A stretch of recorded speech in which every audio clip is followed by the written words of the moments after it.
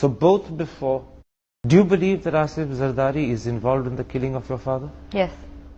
Do you believe that Benazir Bhutto has a role to play? Yes, unfortunately. I'm going to ask you to repeat that. You actually believe that your Bhua, your father's elder sister, is responsible in some way for the murder of her brother? She presided over a state of lawlessness. My father was one of thousands killed under her second government. So certainly she bears a moral responsibility.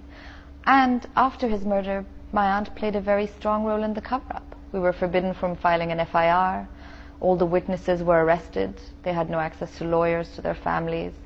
In fact, they were kept in jail till her government fell. So both before, then immediately after what happened, and then in the cover-up, at all three stages you believe there are serious question marks about her behavior?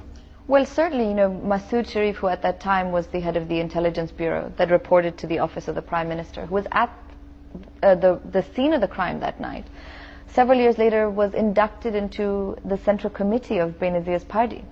Now, to induct a man who has been accused publicly of your brother's murder sends a certain signal, I think. Years later, right at the end of your book, you quote something she said in an interview just before Benazir died. She actually said that your father was responsible for his own death. Yes. She remained committed to the police line.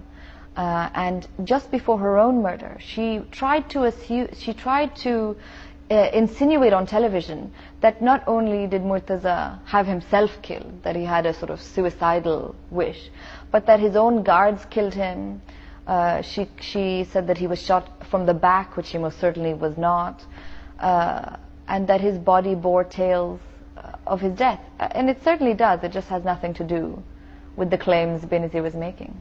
Now your book also sketches out the growing differences leading to the rift between your father Murtaza and his sister Benazir. And in a sense, although the problems perhaps began earlier, they began to crystallize after the death of General Zia in 1988, when your father wanted to return to Pakistan. Your grandmother Nusrat Bhutto was in favor of it, but Benazir was bitterly opposed. Why was she opposed to her brother's return? Well, at that time, 1 year after their brother Shahnawaz's murder in 1986, Benazir had begun to negotiate with the military establishment in Pakistan to take power. And she was preparing, one would assume, to be General Zia's prime minister, who was still alive at the time. And the differences really started then. My father couldn't understand how she was willing to negotiate with the very establishment that had killed their father, that they believed had their brother killed, all for the sake of power. She was willing to accept the IMF dictates. She was willing to let the army control foreign policy. But then when Zia died, and that chapter in a sense was over, why then did she stop your father from returning?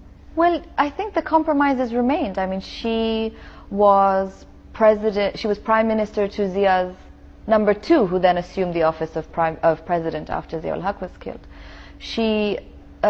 One of the men she appointed as governor of Sindh had signed her father's death warrant.